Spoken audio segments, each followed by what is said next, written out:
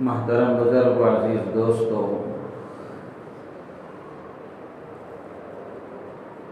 اسلام ایک کامل اور مکمل اور جامع مذہب ہے، اور اسلام نے اپنے ماننے والوں کی زندگی کے تمام شعبوں میں رہبری کی ہے۔ ہر شعبہ زندگی میں اسلام رہبری کرتا ہے کہ اس کے ماننے والے کو اس شعبے میں کس طرح زندگی گزارنا چاہیے۔ ایسا نہیں ہے کہ کوئی شعبہ ایسا رہ گیا ہو جس شعبے میں اسلام نے یہ کہہ دیا ہو یا شریعت کی طرف سے یہ بات کہی گئی ہو کہ اس میں ہماری طرف سے کوئی رہبری نہیں ہے، بلکہ اس وقت میں اس وقت کے لوگ جو کہیں اس کو کر لیا جائے، یا اس وقت کے حالات جیسے ہوں حالات کے مطابق اپنے آپ کو چلا لیا جائے۔ ایسا شریعت کے سلسلے میں اور اسلام کے سلسلے میں زندگی کے کسی شعبے میں ایسا اسلام نے خالی نہیں چھوڑا ہے، بلکہ ہر شعبے زندگی میں رہبری کی ہے۔ چاہے وہ خوشی کا موقع ہو، چاہے وہ غم کا موقع ہو، اسلام نے خوشی منانا بھی سکھایا ہے، غم کو برداشت کرنا اور غم کے موقع پر کس طرح زندگی گزارنا اسلام نے یہ بھی سکھایا ہے۔ اسلام نے تجارت کے اصول و آداب بھی سکھائے ہیں، اور اسلام نے دوستی اور آپس کے تعلقات کے سلسلے میں بھی رہبری کی ہے کہ ایک مسلمان کا مسلمان کے ساتھ تعلق کیسا ہونا چاہیے، ایک مسلمان کا غیر مسلم کے ساتھ تعلق کیسا ہونا چاہیے، پڑوسیوں کا آپسی تعلق کیسا ہونا چاہیے، چھوٹوں کا بڑوں کے ساتھ، بڑوں کا چھوٹوں کے ساتھ رویہ کیسا ہونا چاہیے۔ تو اسلام نے ہر شعبہ زندگی میں رہبری کی ہے۔ اسلام جہاں بندے کو خدا سے جڑنا سکھاتا ہے، وہیں انسان کو ایک دوسرے انسان کے ساتھ تعلقات کیسے استوار رکھنا چاہیے وہ بھی بتاتا ہے۔ ایک مسلمان کا دوسرے مسلمان کے درمیان تعلق کیسا ہونا چاہیے،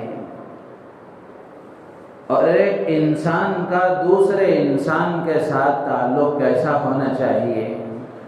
اسلام یہ ساری چیزیں سکھاتا ہے۔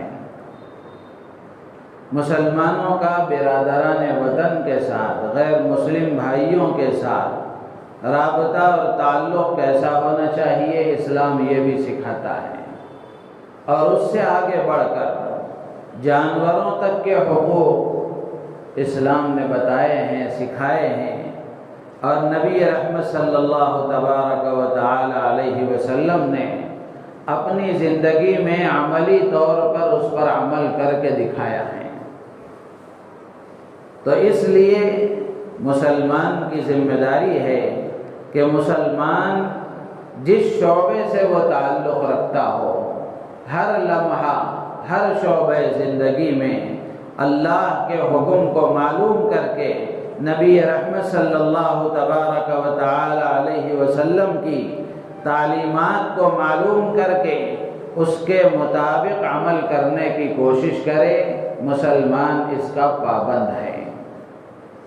اور مسلمان اسی وقت کہلائے گا جب وہ اس پابندی کے دائرے میں رہے گا۔ اگر وہ منمانی زندگی گزارنا شروع کر دے، من چاہی زندگی گزارنا شروع کر دے، اور نفس میں جیسے آیا، دل میں جیسے بات آئی، یا لوگوں نے جیسے سمجھایا، یا خاندان کے افراد کے رسم و رواج کے مطابق، یا معاشرے کے رسم و رواج کے مطابق، یا حالات کی رو میں اگر بہہ گیا، تو پھر ایسے مسلمان کو اپنے ایمان کے سلسلے میں فکر کرنے کی بات ہے۔ تو میرے عزیز و دوست بزرگوں، یہ کچھ تمہیدی باتیں ہیں جو میں نے آپ کے سامنے عرض کی۔ ہر موقع پر مسلمان کو اس بات کا احساس ہونا چاہیے اور مسلمان کو یہ یاد رکھنا چاہیے کہ میں مسلمان ہوں، میں نے اللہ سے یہ معاہدہ کیا ہے اور رسول اللہ صلی اللہ تبارک و تعالی علیہ وسلم سے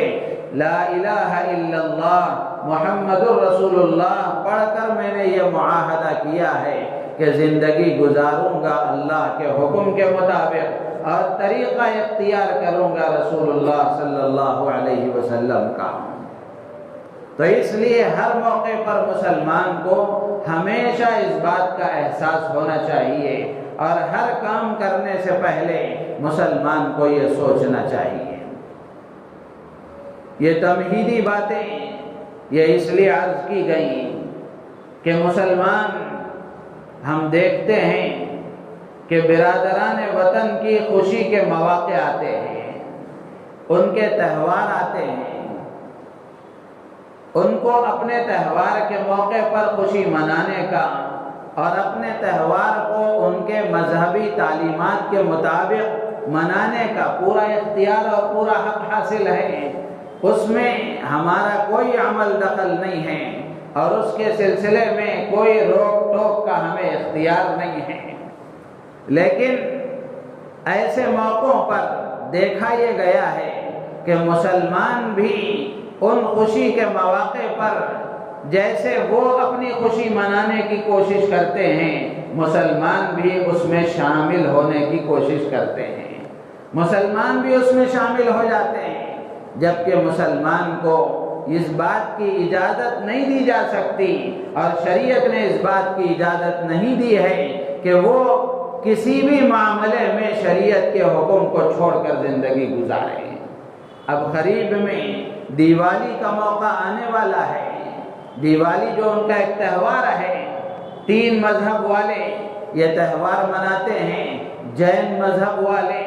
اور ہندو مذہب والے اور سکھ کے لوگ، یہ ان کا مذہبی تہوار ہے۔ بلکہ ساری ہندو برادری ہی اب کسی میں بھی کوئی مذہب کی مضبوطی نہیں رہی، بلکہ خوشی منانے کا جو طریقہ آیا ہے اس کو منا لیا جائے، اختیار کر لیا جائے۔ لیکن مسلمان، اس کے سامنے تو قرآن و حدیث موجود ہے، اللہ کے نبی علیہ السلام کی کھلی ہوئی پاکیزہ شریعت موجود ہے، تو مسلمان کیسے اس کو چھوڑ کر زندگی گزار سکتا ہے؟ تو ایسے موقع پر مسلمان رواداری کے خاطر یا ان کے ساتھ یکجہتی کو ظاہر کرنے کے لیے یا ان کے ساتھ باہمی ہمدردی کو جتانے اور ظاہر کرنے کے لیے اس خوشی میں مسلمان بھی شریک ہو جاتے ہیں۔ تب سوال یہ پیدا ہوتا ہے کہ کیا مسلمانوں کا اس طرح کرنا درست ہے؟ کیا مسلمان اس طرح کر سکتے ہیں؟ بنیادی بات یہ ہے کہ مسلمانوں کو چاہیے کہ وہ سب سے پہلے اس بات کو سمجھیں کہ ایک مسلمان کا ایک غیر مسلم کے ساتھ تعلق کے شریعت میں کیا حدود ہیں، شریعت نے کیا حدود طے کیے ہیں کہ ایک مسلمان کا تعلق برادران وطن کے ساتھ، غیر مسلم بھائیوں کے ساتھ کیسا ہونا چاہیے۔ قرآن و حدیث کی روشنی میں علماء نے بڑی تفصیل کے ساتھ یہ باتیں لکھی ہیں۔ اگر ایک مسلمان کا غیر مسلم کے ساتھ تعلق کو دیکھا جائے تو 4 حصوں میں اس کو تقسیم کیا جا سکتا ہے۔ 4 طرح کے تعلقات ہیں: سماجی تعلقات، معاشی تعلقات، سیاسی تعلقات، مذہبی تعلقات۔ یہ 4 طرح کے تعلقات ہیں۔ ایک سماجی تعلقات اور دوسرا معاشی تعلقات، تیسرا سیاسی تعلقات، چوتھا مذہبی تعلقات۔ ان چاروں کے سلسلے میں مختصر تفصیل عرض کر کے آخر میں کچھ پیغام دینے کی کوشش کروں گا۔ پہلا ہے سماجی تعلقات۔ سماجی تعلقات کے سلسلے میں قرآن پاک کی سورہ ممتحنہ کی وہ آیت جس میں اللہ تبارک و تعالی نے صاف الفاظ میں ارشاد فرمایا کہ لا ينهاكم الله عن الذين لم يقاتلوكم في الدين ولم يخرجوكم من دياركم ان تبروهم وتقسطوا اليهم۔ اللہ تعالیٰ فرماتے ہیں کہ اللہ تعالیٰ تمہیں ان لوگوں کے ساتھ جنہوں نے دین میں تمہارے ساتھ جنگ نہیں کی ہے، تمہارے دین سے چھیڑ چھاڑ نہیں کی ہے، تمہارے دین کے سلسلے میں انہوں نے تمہیں کوئی پریشان نہیں کیا ہے، اور تمہیں تمہارے گھروں سے نکلنے پر مجبور نہیں کیا ہے، ایسے برادران وطن کے ساتھ حسن سلوک کرنے اور ان کے ساتھ انصاف کا معاملہ کرنے سے اللہ تعالیٰ تمہیں نہیں روکتا ہے۔ یہ بنیاد ہے، بنیادی آیت ہے کہ اللہ فرماتے ہیں کہ جو دین کے معاملے میں تم سے لڑتے جھگڑتے نہیں ہیں، تمہارے دین سے چھیڑ چھاڑ نہیں کرتے اور تمہارے گھروں سے تمہیں نکالنے پر مجبور نہیں کرتے اور گھروں سے نہیں نکالتے، تو ایسے برادران وطن کے ساتھ حسن سلوک کرنا، انصاف کا معاملہ کرنا اللہ تعالیٰ اس سے منع نہیں کرتا۔ ان اللہ یحب المقسطین، اللہ تبارک و تعالیٰ انصاف کرنے والوں کو پسند کرتا ہے۔ تو یہاں اللہ تبارک و تعالیٰ نے حکم دیا کہ ایسے برادران وطن جو تمہارے ساتھ لڑتے جھگڑتے نہیں ہیں اور تمہیں کسی قسم کی پریشانی میں مبتلا نہیں کرتے، تمہیں پریشان نہیں کرتے، تو ایسوں کے ساتھ حسن سلوک کرنا اس کی شریعت میں گنجائش رکھی گئی ہے، بلکہ شریعت نے اس کی تعلیم دی ہے۔ میرے عزیز و دوست و بزرگوں، آج بھی ہمارے ملک میں برادران وطن کی ایک بڑی تعداد ایسی ہے کہ جو کسی کے ساتھ لڑنا جھگڑنا پسند نہیں کرتی اور کسی کے ساتھ کسی کو پریشان کرنا نہیں چاہتی، بلکہ وہ یہ چاہتے ہیں کہ ملک کے باشندے آپس میں سب ایک ساتھ رہیں، امن و امان کے ساتھ رہیں، کسی قسم کی کوئی پریشانی نہ ہو۔ تو قرآن پاک میں اللہ نے حکم دیا کہ ایسوں کے ساتھ حسن سلوک کیا جائے گا، ان کے ساتھ انصاف کا معاملہ کیا جائے گا۔ قرآن پاک کی ایک اور آیت ہے سورہ بقرہ کی، اللہ تعالیٰ فرماتے ہیں لیس علیک ھداھم ولکن اللہ یہدی من یشاء، ان کی ہدایت تمہارے قبضے میں نہیں ہے بلکہ اللہ جسے چاہتا ہے ہدایت دیتا ہے۔ وما تنفقوا من خیر فلانفسکم، جو کچھ تم اپنا مال خرچ کرتے ہو یہ تمہارے اپنے فائدے کے لیے ہے، اس کا ثواب تمہیں ملے گا۔ وما تنفقون الا ابتغاء وجہ اللہ، اور تمہیں اپنا مال صرف اور صرف اللہ کو راضی کرنے کے جذبے کے ساتھ خرچ کرنا چاہیے۔ اس آیت کی تفسیر میں اس کے شان نزول میں لکھا ہے، حضرت عبداللہ ابن عباس رضی اللہ تعالیٰ عنہما فرماتے ہیں کہ بنو نذیر اور بنو قریظہ یہ دو یہودیوں کے قبیلے تھے، ان کے یہودیوں کے ساتھ کچھ آپس کی رشتہ داریاں تھی، قرابت تھی۔ ظاہر سی بات ہے کہ بنو قریظہ اور بنو نذیر کے جو لوگ مسلمان ہوئے تھے وہ خود بھی پہلے یہودی تھے، بعد میں مسلمان ہوئے تھے، تو اور بھی ان کے رشتہ دار تھے، ان کے ساتھ ان کے روابط اور تعلقات تھے۔ تو جو بنو قریظہ اور بنو نذیر کے لوگ مسلمان ہو گئے تھے وہ اپنے غریب رشتہ داروں پر انہوں نے خرچ کرنا چھوڑ دیا، ان کا تعاون کرنا چھوڑ دیا، وہ اس نیت سے چھوڑ دیا کہ اگر ان کو مالی معاملات میں پریشانی ہوگی، کچھ تنگی پیش آئے گی تو پھر یہ اسلام قبول کر لیں گے، اسلام کی طرف آ جائیں گے۔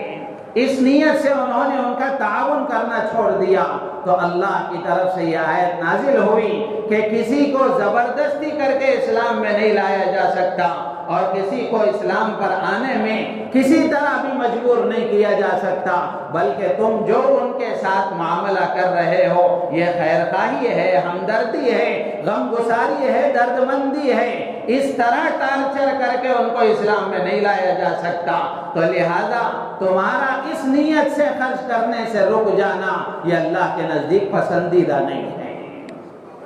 تو میرے عزیز و دوست و بزرگوں، اسلام نے برادران وطن کے ساتھ سماجی تعلقات میں حسن سلوک کی تعلیم دی ہے۔ اور سماجی تعلقات میں سب سے بنیادی کردار یہ ہوتا ہے کہ امن و امان، کہ آپس میں سب امن کے ساتھ رہیں، ایک دوسرے سے کسی کو خطرہ پریشانی لاحق نہ ہو، بلکہ آپس میں سب ایک دوسرے سے امن محسوس کریں۔ اور امن کا تعلق جان کے ساتھ ہے، مال کے ساتھ ہے، عزت و آبرو کے ساتھ ہے، کہ آپس میں سب کی جانیں محفوظ ہو، سب کی املاک جائیدادیں مال محفوظ ہو، کاروبار محفوظ ہو،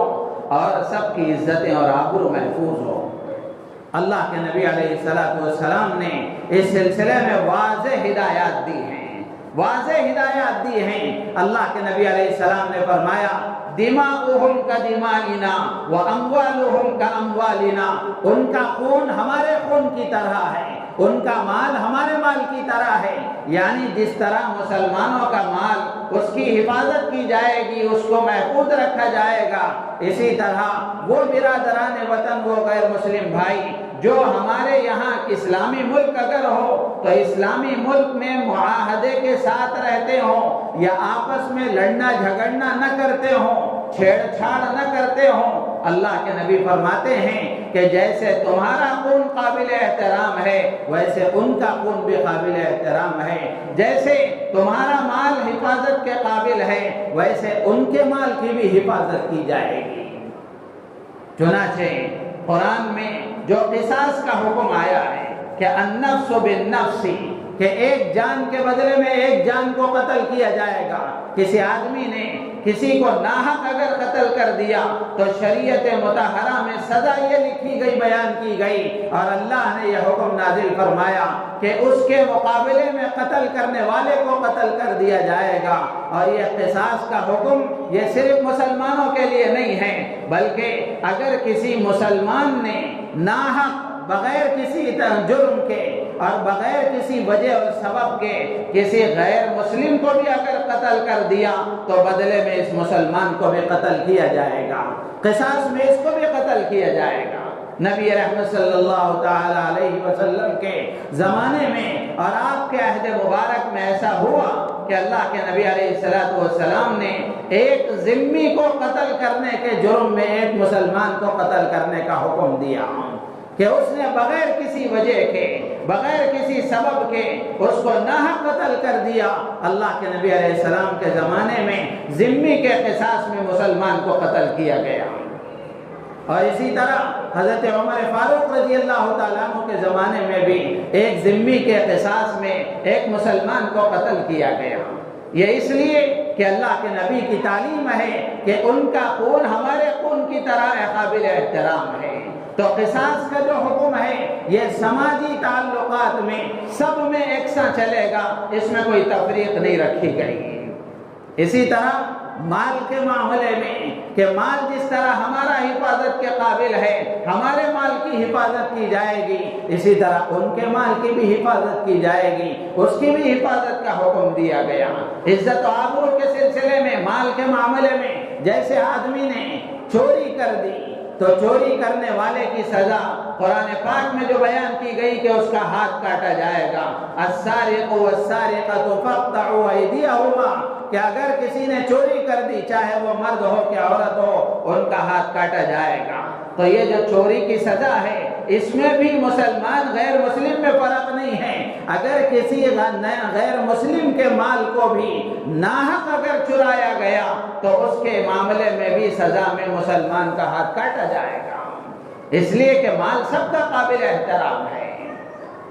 اسی طرح عزت و آبرو کا معاملہ ہے، اللہ تبارک و تعالی نے جہاں عزت و عصمت اور عفت کے احکامات نازل فرمائے، مردوں کو حکم دیا کہ وہ اپنی نگاہوں کی حفاظت کریں، نگاہوں کو نیچا رکھیں، اپنی شرمگاہوں کی حفاظت کریں، زنا سے اور اسباب زنا سے اپنے آپ کو بچانے کی کوشش کریں، زنا سے اور زنا تک لے جانے والی کا حرکتوں سے اپنے آپ کو دور رکھیں۔ تو اس میں جہاں مسلمان مردوں کو یہ حکم دیا گیا کہ وہ اپنی عورتوں سے معاملے میں حساس رہیں، ایسے ہی اگر کسی مسلمان نے کسی غیر مسلم عورت کے ساتھ ساتھ بدسلوکی کی اور اس کے ساتھ گستاخی کی اور اس کے ساتھ زنا کیا اور اس کے ساتھ کسی طرح کی بے احترامی کی، تو جو سزا مسلمان عورت کے ساتھ رکھی گئی یہی سزا غیر مسلم عورت کے ساتھ کے معاملے میں بھی ہے کہ عزت و عصمت کا معاملہ سب میں برابر ہے۔ تو میرے عزیز و دوست و بزرگوں، سماجی تعلقات کا جہاں تک تعلق ہے اس میں سب آپس میں برابر ہیں، اس میں سب آپس میں برابر ہیں کہ آپس میں ملنا بیٹھنا، آپس میں ملاقات کرنا، کھانا پینا، بیمار ہو جائے تو عیادت کرنا، انتقال ہو جائے تو تعزیت کرنا، تسلی دینا۔ جیسے اللہ کے نبی علیہ السلام نے عیادت پر جو فضائل بیان فرمائے اور تعزیت پر جو فضائل بیان فرمائے، جہاں مسلمان کی عیادت پر وہ فضیلت حاصل ہوگی وہیں غیر مسلم بیمار کی عیادت پر بھی وہ فضیلت حاصل ہوگی۔ جہاں مسلمان کے کسی گھرانے میں میت کے ہو جانے پر، کسی کے انتقال پر ان کے اہل خانہ سے تعزیت اور تسلی دے کر کے آدمی اگر شریعت کے اس حکم کو پورا کرتا ہے تو جیسے وہاں اس کو ثواب ملتا ہے، ایسے ہی کسی غیر مسلم کے گھرانے میں کسی کا انتقال ہو جائے ان کے ساتھ تعزیت کرتا ہے، تسلی کے دو بول بولتا ہے، ان کے ساتھ اظہار ہمدردی کرتا ہے، تو ایسے ہی بالکل اسی طرح سے اس پر بھی اس کو اجر و ثواب ملتا ہے۔ اس میں اللہ کے نبی علیہ السلام نے کہیں مسلمان کی قید نہیں لگائی کہ مسلمان بیمار کی عیادت کی جائے تو یہ ثواب ملے گا، مسلمان گھرانے میں تعزیت کی جائے تو یہ ثواب ملے گا۔ اللہ کے نبی علیہ السلام نے ایسی وضاحت نہیں فرمائی ہے۔ تو یہ سماجی تعلقات کا معاملہ ہے۔ تو سماجی تعلقات میں سب آپس میں برابر ہیں، سب آپس میں یکساں ہیں۔ دوسرا ہے معاشی تعلقات، بزنس کے لائن کے، کاروبار لائن کے تعلقات ہیں۔ تو اس میں تجارت ہے، اجارہ ہے، مزدوری اور ملازمت ہے۔ اس سلسلے میں بھی مسلمان اگرچہ اپنی شریعت مطہرہ کا پابند ہے، لیکن غیر مسلم سے اگر وہ معاملہ کرتا ہے، غیر مسلم سے معاملہ کر سکتا ہے، لین دین کر سکتا ہے، اور اسی طرح اس کے ہاں ملازمت کرنا چاہے، مزدوری کرنا چاہے کر سکتا ہے، اس کو اپنے پاس مزدور بنا کر رکھنا چاہے مزدور رکھ سکتا ہے۔ لیکن شریعت میں تجارت کے سلسلے کی جو تعلیمات ہیں اس کو فراموش نہیں کر سکتا۔ ایسا نہیں ہے کہ کسی غیر مسلم کے ساتھ تعلق کا اگر کاروبار کر رہا ہے تو سود حلال ہو جائے گا، ایسا نہیں ہوگا، بلکہ کاروبار آدمی کر سکتا ہے، کاروباری تعلقات قائم کر سکتا ہے، لیکن کاروباری تعلقات کے قائم کرنے میں کاروبار کے سلسلے کی جو شریعت کی تعلیمات ہیں اس کو فراموش نہیں کر سکتا۔ تو معاشی تعلقات بھی قائم کر سکتا ہے۔ اللہ کے نبی علیہ السلام نے خود غیر مسلموں کے ساتھ تجارت کی ہے، نبوت سے پہلے بھی کی ہے، نبوت کے بعد بھی کتابوں میں لکھا ہے کہ ابو سفیان کے ساتھ، جبیر ابن مطعم کے ساتھ اللہ کے نبی علیہ السلام نے مزاربت فرمائی ہے۔ مزاربت جو طریقہ تجارت ہے اس طرح اللہ کے نبی علیہ السلام نے ان کے ساتھ تجارت فرمائی۔ مزاربت کا مطلب یہ ہوتا ہے کہ ایک آدمی کا پیسہ اور ایک آدمی کی محنت، اور دونوں ایک آدمی اپنا پیسہ انویسٹ کرتا ہے اور ایک آدمی محنت کر کے اپنے کاروبار میں اس کو لگاتا ہے، پھر نفع میں پرسنٹیج کے اعتبار سے دونوں آپس میں رضامندی کے ساتھ ایک طے کر لیتے ہیں۔ تو اللہ کے نبی علیہ السلام نے نبوت کے بعد بھی ابو سفیان اور جبیر ابن مطعم کے ساتھ مزاربت کا طریقہ تجارت اختیار فرمایا۔ تو آپ نے اس کی بھی تعلیمات دی ہیں۔ اور اسی طرح سیاسی تعلقات ہیں۔ سیاسی تعلقات میں بھی بنیاد یہ ہے کہ ایک مسلمان کا غیر مسلم کے ساتھ سیاسی تعلقات قائم کرنے کے دو اصول ہیں۔ ایک اصول یہ ہے کہ ملک کے ہر شہری کو انصاف دلانے کے سلسلے میں وہ اپنے غیر مسلم کے ساتھ سیاسی تعلق قائم کر سکتا ہے، اور دوسرا یہ ہے کہ ظلم کے خلاف آواز اٹھانے کے لیے کسی پر ظلم نہ ہو، کسی کا حق چھینا نہ جائے، کسی کا حق دبایا نہ جائے، کسی کی حق تلفی نہ کی جائے، اس کے لیے مسلمان غیر مسلم کے ساتھ مل کر کے سیاسی تعلق قائم کر سکتا ہے۔ ایک ایسی تنظیم، ایک ایسی پارٹی جو غیر مسلموں کی ہے لیکن مسلمان اس میں شریک ہو سکتا ہے، اس بنیاد پر کہ وہ انصاف کے قائم کرنے کی محنت کرتی ہو، ظلم کے دفاع میں وہ کام کرتی ہو، ایسا مسلمان غیر مسلم تنظیم کے ساتھ شامل ہو سکتا ہے، سیاسی تعلقات قائم کر سکتا ہے۔ اللہ کے نبی علیہ السلام کے زمانے میں اللہ کے نبی علیہ السلام نے ایسے معاملات میں معاہدے فرمائے ہیں، بہت تفصیل کے ساتھ یہ موضوع کتابوں میں لکھا ہوا ہے، تفصیل کا وقت نہیں ہے، اتنا ذہن میں رکھیں کہ سیاسی تعلقات میں بھی ان دو بنیادوں پر کہ انصاف کا بول بالا ہو، ظلم کا خاتمہ ہو اور ظلم کے خلاف آواز اٹھائی جائے، ملک کے ہر شہری کو انصاف دلانے کے لیے کوشش کی جائے، اس کے لیے مسلمان کسی غیر مسلم تنظیم کے ساتھ شریک ہو سکتا ہے۔ رہا مسئلہ چوتھا، مذہبی معاملات میں مسلمان اپنے مذہب کا پابند ہے، غیر مسلموں کے ساتھ مذہبی معاملات میں دو طریقے کی باتیں ہیں، ایک یہ ہے کہ مسلمان اپنے دین پر مضبوطی کے ساتھ قائم رہے، اپنے دین پر استقامت ہو، اور دوسرا ہے دوسروں کے مذہبی جذبات کا احترام کیا جائے، لیکن اپنے مذہب پر استقامت ہو، اپنے مذہب پر استقامت اعتقادات میں، عبادات میں اور اپنے پرسنل لا میں، احوال شخصیہ میں، اور چوتھا ہے معاملات میں۔ ان چاروں میں مسلمان اپنے دین کے معاملے میں کسی کے ساتھ کمپرمائز نہیں کر سکتا۔ اعتقادات کا معاملہ ہے، توحید کا عقیدہ ہے، رسالت کا عقیدہ ہے، ختم نبوت کا عقیدہ ہے، آخرت کا عقیدہ ہے، قبر و حشر کا عقیدہ ہے، جنت و جہنم کا عقیدہ ہے، ایسے جتنے عقائد ہیں ان عقائد میں مسلمان کسی کے ساتھ کمپرمائز نہیں کر سکتا، اپنی شریعت کی تعلیمات سے سمجھوتا نہیں کر سکتا، بلکہ اپنی شریعت کی تعلیمات پر مسلمان کو مضبوط ہونا چاہیے۔ اور معاملہ رہا عبادات کا، نماز روزہ ہے، حج ہے، زکوٰۃ ہے، ایسی دوسری عبادتیں ہیں، ان عبادتوں میں بھی مسلمان اپنے مذہب کا پابند ہے، کسی کے ساتھ کمپرمائز نہیں کر سکتا، بلکہ اپنی عبادتوں میں وہ شریعت کی تعلیمات کا پابند ہے۔ اور تیسرا ہے پرسنل لا، احوال شخصیہ، نکاح ہے، طلاق ہے، خلا ہے، میراث ہے، وصیت ہے، تو ایسے جو احکامات ہیں ان احکامات میں بھی وہ شریعت کا پابند ہے۔ اور ہمارے ملک میں جو قانون بنایا گیا ہے اس قانون میں بھی یہ بات وضاحت کے ساتھ ذکر کی گئی اور لکھی گئی کہ ہر ملک کا شہری اپنے مذہب کے معاملے میں پرسنل لا کے اعتبار سے وہ اپنے مذہب کا پابند ہے۔ نکاح کا معاملہ ہو، خلا کا معاملہ ہو، طلاق کا معاملہ ہو، اس میں ہمارے قانون کے مطابق بھی یہی بات ہے کہ ہمارا مسلمان اپنی شریعت کے مطابق عمل کرے گا۔ تو اس طرح اپنے پرسنل لا کے سلسلے میں بھی مسلمان کسی دوسرے کے ساتھ کمپرمائز نہیں کر سکتا۔ حکومت قانون بنائے وہ اپنی جگہ ہے، لیکن میرے عزیز و دوست بزرگوں، اگر ہم شریعت کے مطابق عمل کریں گے تو کوئی حکومت کوئی قانون نہیں بناتی۔ مثال کے طور پر 3 طلاق کا قانون ہے، 3 طلاق اگر دے دی گئی تو حکومت نے قانون بنایا کہ وہ رائج نہیں سمجھا جائے گا، اس کو نافذ نہیں سمجھا جائے گا، وہ طلاق قابل قبول نہیں ہوگی۔ شریعت تو یہ کہتی ہے کہ 3 طلاق ایک ساتھ نہ دی جائے۔ اگر مسلمان شریعت کے اس حکم پر عمل کر لے گا تو پھر وہ حکومت کے بنائے ہوئے قانون سے کوئی ٹکراؤ نہیں ہوگا۔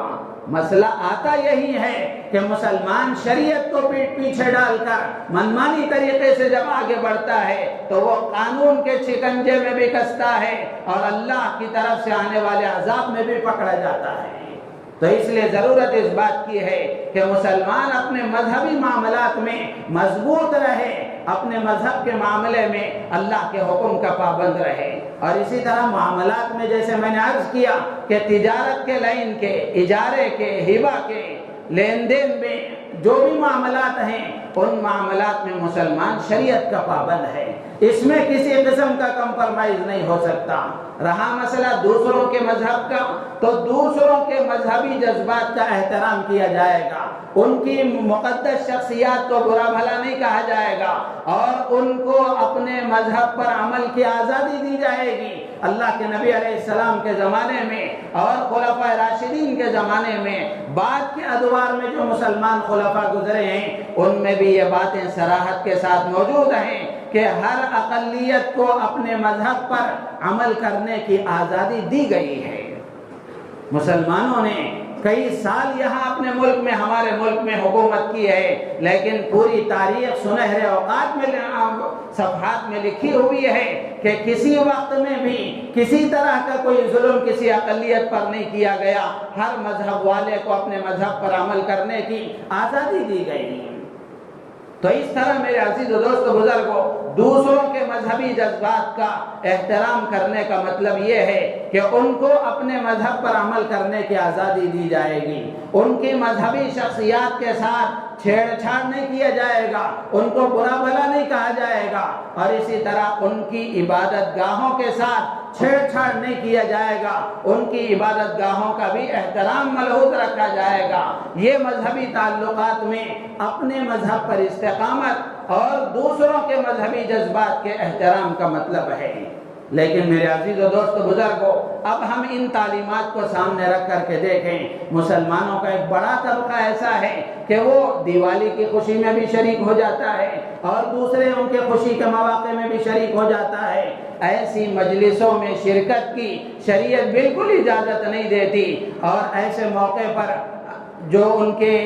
خوشی منانے کے طریقے ہیں، مثال کے طور پر پٹاخے پھوڑنا ہے، وہ کریں تو کریں، ہمیں اس سے کوئی گلہ نہیں ہے اور اس پر کوئی اعتراض نہیں ہے، لیکن اس موقع پر مسلمانوں کا اس طرح کرنا شریعت میں اس کی گنجائش نہیں ہے۔ جہاں تک تعلق پٹاخے پھوڑنے کا ہے، یہ پٹاخے پھوڑنا، اس میں تو شریعت میں کتنے اس میں گناہ کبیرہ شامل ہیں اور کتنے مفاسد ہیں۔ دوسروں کو تکلیف ہوتی ہے، دوسروں کو نیندوں میں خلل ہوتا ہے، بیماروں کو، بوڑھوں کو، بچوں کو تکلیف ہوتی ہے، اور خود کا پیسہ ضائع ہوتا ہے۔ اللہ نے جو مال دیا ہے یہ امانت ہے، ایسا نہیں ہے کہ آدمی جیسے چاہے خرچ کرے۔ ضیاع مال یہ گناہ کبیرہ ہے، اور اللہ تبارک و تعالیٰ نے قرآن میں فرمایا کہ مال کو یوں ہی ضائع کرنا